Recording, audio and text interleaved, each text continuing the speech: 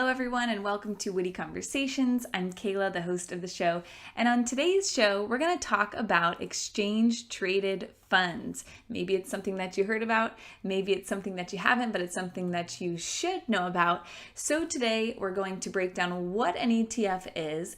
We're going to look at a breakdown of different types of ETFs and some examples of ETFs, and we're going to compare ETFs to stocks and to mutual funds. So let's dive right in.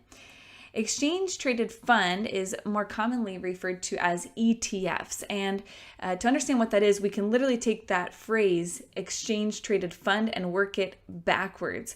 It's a fund that's traded on an exchange. Now that sounds pretty obvious, but what I mean by that is that what typically trades on an exchange that we think of is stocks. But a stock represents a company. This exchange-traded fund is a fund that actually holds a basket of ingredients. So a basket of assets that could be commodities, that could be bonds, that could be individual stocks, but a number of them as opposed to one individual stock.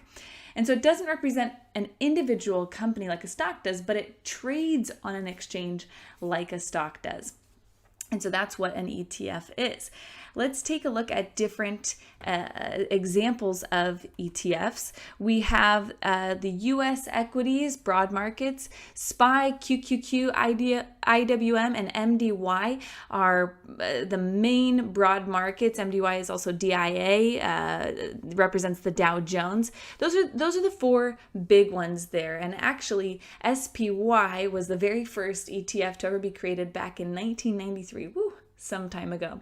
We also have different sectors, non-US equities, real estate funds, and junk bonds. We also have other bonds, other investment grade bonds, long-term US securities, long-term US treasuries, precious metals, gold and silver, and oil, other foreign currencies. So these are just some of the main ETFs, but there's a bunch of ETFs out there. And some of those ETFs, like for example, the ETFs that represent gold. There's an ETF that actually is a fund that has physical gold in it. It holds physical gold.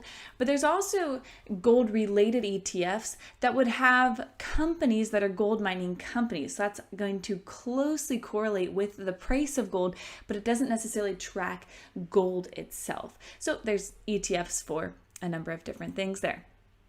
Now let's take a look at some of the differences between ETFs, stocks, and mutual funds.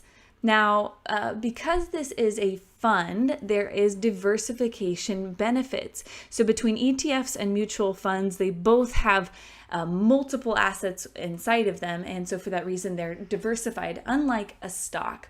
A stock is subject to, bad news or even good news for an individual company. That's going to greatly affect the price of that stock. Now, if that stock forms part of a fund, now it's just one piece of the puzzle. And so that news that might greatly affect the price will average into this fund, and it won't cause as big of an impact. And so you're kind of safer with that, or it's a diversified play at least.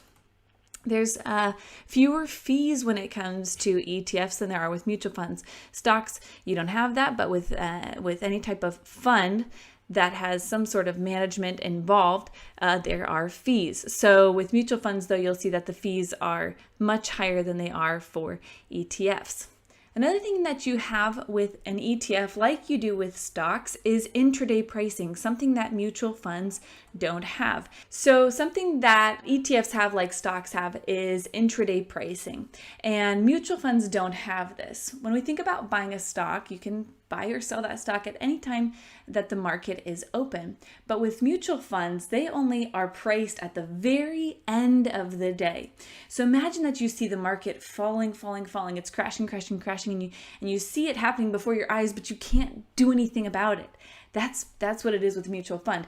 When it starts to crash, there's nothing you can really do about it. It's getting priced at the end of the day. Whereas an ETF actually has intraday pricing. You can do something about that.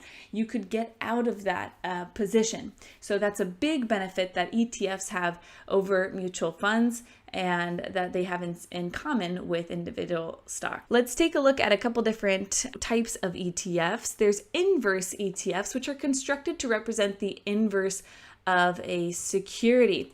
Some examples, we have SH, which is the inverse of SPY, and PSQ, the inverse of QQQ. So essentially what that means is that if SPY goes up, SH is constructed to go down, essentially the same amount that SPY goes up, hence the inverse there. So if you were to buy SH, you're betting that SPY, the S&P, will go down, and vice versa. If you sell short, then you're betting that the S&P will go up.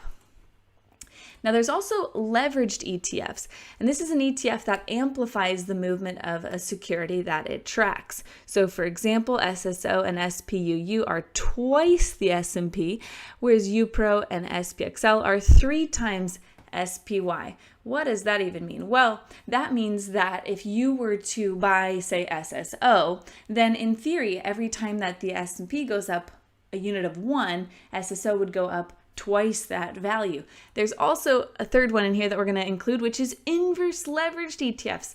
An ETF that combines the two, it's both leveraged and it's the inverse. So some examples would be STS, the negative twice of the SPX, and SPXU, which is negative 3 times SPY. So as you can see, there are tons of ETFs out there, tons of different types of ETFs and the way that they're constructed. There's so many types of ETFs. There's ETFs for space exploration. There's an ETF for millennials that's tracking the companies that millennials are into, like Uber or Apple. There's space exploration, nicely titled UFO. There's whiskey, WSKY, tracking whiskey and spirits, and there's even a fund of funds. So it's a fund that contains other funds in it. So, kind of like Leonardo DiCaprio getting back to Inception, like a dream in a dream, but a fund in a fund. No, I'm just kidding. But there's tons of ETFs that are out there, and now you know the difference between an ETF, a stock, and a mutual fund, some of the pros and cons in there, and you've got some more information under your belt. That's it for this witty conversation. Join us next time for some more.